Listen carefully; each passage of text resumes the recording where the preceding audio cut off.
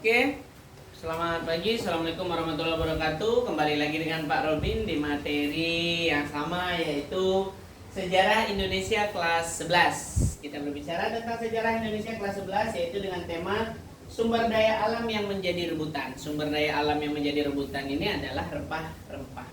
Ya, Indonesia itu terkenal dengan kekayaan rempah-rempah. Sumber daya alamnya memang melimpah Indonesia. Cuman kita ini yang kurangnya adalah SDM-nya, sumber daya manusia yang bisa atau yang mampu mengolah sumber daya alam tersebut atau memanfaatkannya. Oke, anak-anak Bapak di rumah dimanapun berada pada pagi hari ini ya, menjelang siang, mudah-mudahan Anda semua dalam keadaan sehat, yang hadir juga senantiasa sehat, dilancarkan segala aktivitasnya, dimudahkan segala urusannya. Amin.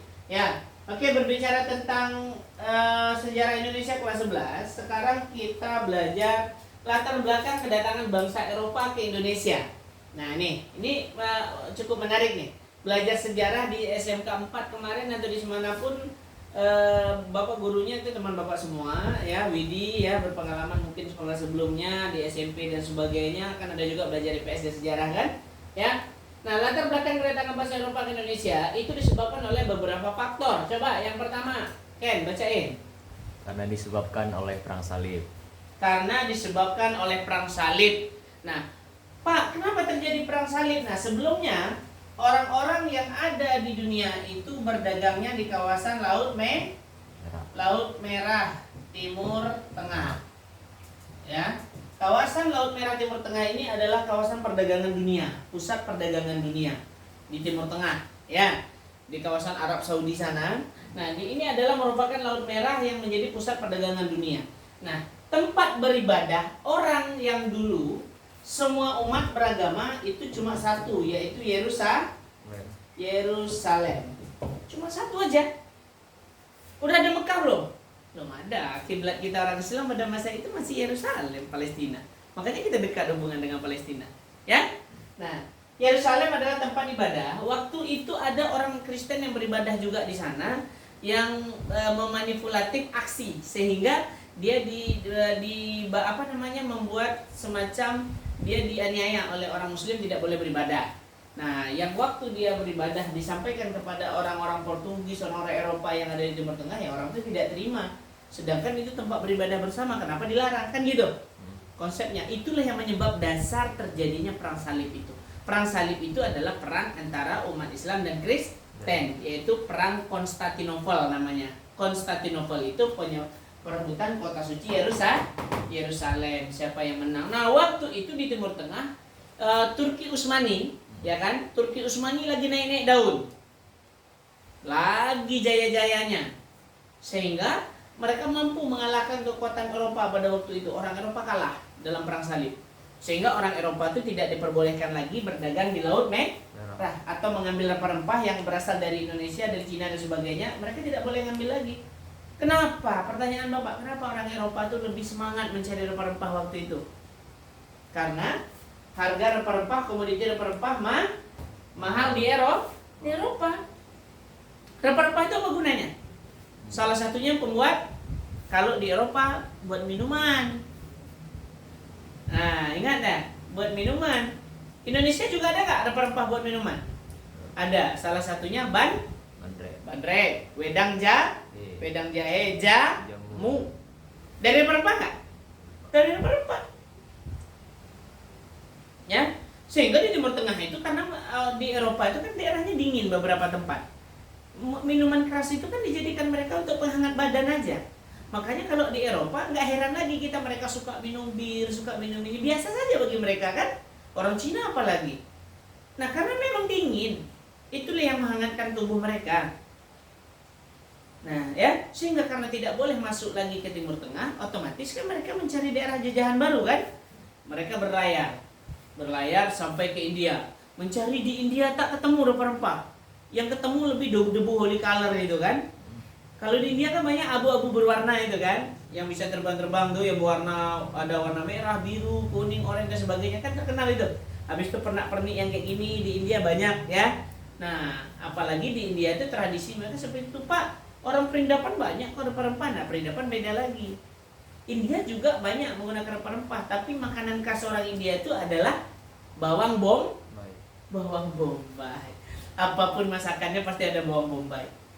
Bapak 2 tahun merasakan kerja sama orang Bangladesh di Malaysia tahun 2008, ya. Kerja di sana, mereka menawarkan Bapak, "Boy, makan," katanya kan. Dia masak enak. Bapak tengok lah kan. Tahu-tahu makanan dia tuh cuma bawang bombay sama telur ditumis. Bapak rada-rada merinding makannya. Tapi bagi mereka saudara kita yang Bangladesh ya biasa-biasa aja. Ya kan? Makanya orang-orang India tuh aroma badannya agak pekat karena banyak makan bawang. Kalau kita terlalu banyak makan bawang itu kan bau kan? Tapi kalau sedikit obat. Tapi kalau ada bawang tunggal itu ditelan bulat-bulat itu untuk masuk angin, yang di dalam-dalamnya bisa sehat, ya. Nah, oke. Kemudian karena kalah dalam perang salib, orang Eropa mencari daerah asal rempah-rempah, yaitu Indonesia. Komoditi rempah-rempah ini yang mahal di Eropa. Pak, berkembangnya ilmu pelayaran. Nah, kenapa mereka bisa sampai ke Indonesia? Pertama, menggunakan ilmu kompas. Tahu kompas? Tahu ya, tak usah Bapak jelaskan kompas. Yang kedua, ilmu angin. Ilmu angin ini ketika angin darat, ada angin laut ke darat, itu digunakan mereka untuk berlayar. Sehingga nanti pas sampai Indonesia, dia kembangkanlah selayarnya itu. Kalau dari angin laut ke darat pasti dibawa ke pinggir kan? Nah, itu gunanya ilmu pelayaran tuh, kan ada selayar yang dikembangkan mereka tuh, kena angin kan didorongnya tuh. Itu sampai kita ke tepi. Makanya orang ilmu berselancar tuh kayak gitu. Ilmu berlayar itu yang lomba-lomba berlayar, yang pakai selayar macam-macam kan, gaya-gaya selayar yang di kapal kecil itu, perahu kecil lah kayak gitu ya. Ya. Habis itu ilmu berlayar. Nah, ilmu berlayar ini tadi mereka meretas daripada belajar kepada Portugis. Ini Portugis pertama kali masuk ke Indonesia. Negara-negara yang masuk berasal dari Eropa pertama Portugis, Spanyol, Belanda, Inggris. Kalau Bapak belajar disingkat dengan SPBI atau PSBI. Ya. Tujuan kedatangan bangsa Eropa ke Indonesia dengan misi 3G. Ini bukan 36 ya, bukan 3G. Ada sebagian anak mau bicara, "Pak, itu 3G ya Pak?" Bukan, 3G namanya. 3G ini adalah pertama gold. Gold itu sama kalau mencari emas. Kalau orang banyak emas, ilmu konsepnya, kalau orang banyak emas, kaya nggak? Widih? Kaya. Tapi kalau kita orang Jawa banyak emas, kaya nggak? Bisa aja. Nggak. Kalau kita orang Jawa banyak emas, aman. Kenapa? Emas-emas kita banyak yang melindungi. Beda dengan emas Widih. Beda dengan emas murni. Kalau emas murni, kalau banyak emas ya berarti kita kaya, ya kan? Kalau banyak emas Jawa ya berarti kita aman, yang melindunginya banyak. Ya. Habis itu glory. Mereka ingin mencapai kejayaan. Habis itu baru gospel, kepercayaan. Kejayaan ini mereka selain ingin menguasai, ingin mendapatkan kekayaan, juga ingin menjadi bos. Monopoli perdagangan. Sehingga gospel ini menyebarkan misi agama Kristiani. Nah, inilah awal kisah bagaimana agama Kristen itu masuk ke Indonesia, yang dibawakan oleh orang-orang Eropa, Spanyol, Portugis, Belanda, Inggris. Nah, Pak, di manakah pertama kali mereka mendarat di Indonesia? Mereka mendarat pertama kali di Indonesia yaitu di daerah Maluku. Maluku yang waktu itu sudah menganut 2 kerajaan. Kerajaan apa? Kerajaan Islam waktu itu yang di Maluku. Kerajaan Tidore dan Ternate. Kerajaan Tidore dan Ternate itu adalah kerajaan Islam terbesar di Maluku. Waktu Portugis dan Belanda sampai ke sana, orang itu sudah memeluk agama Islam. Ya, inilah awal kisah kenapa penyebabnya orang-orang itu masuk ke sana.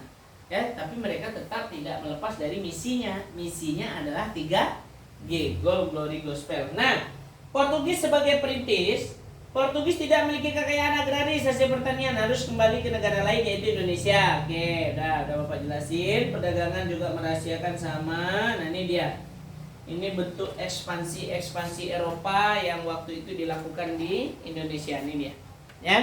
Nah, ini gambarannya ekspansi Portugis ke Nusantara 1509, 1511, 1512, 1522, 1565, 1575, 1578, 1605.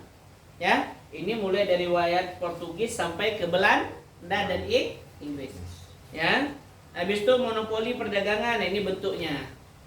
Nah, kenapa mereka dekat hutan-hutan gini? Ini adalah rempah-rempah. Mereka berkumpul di sini, berdagang untuk mengambil rempah-rempah. Tapi nanti ada juga yang disebut dengan benteng. Ya, kalau ini nih sisa runtuhan benteng Jau Bostita. Nah, ini benteng yang lama itu yang sudah hancur sehingga nanti dijadikan tempat komoditi. Ya.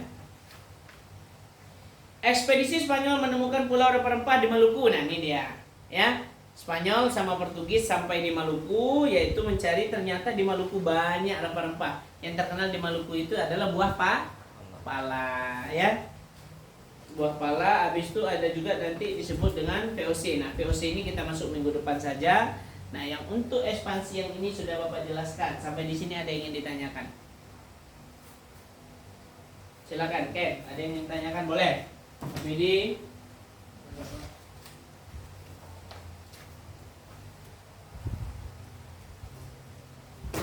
Ada? Tidak. Oke. Jika tidak ada, kita akan lanjut di materi kelas 12 ya, terakhir.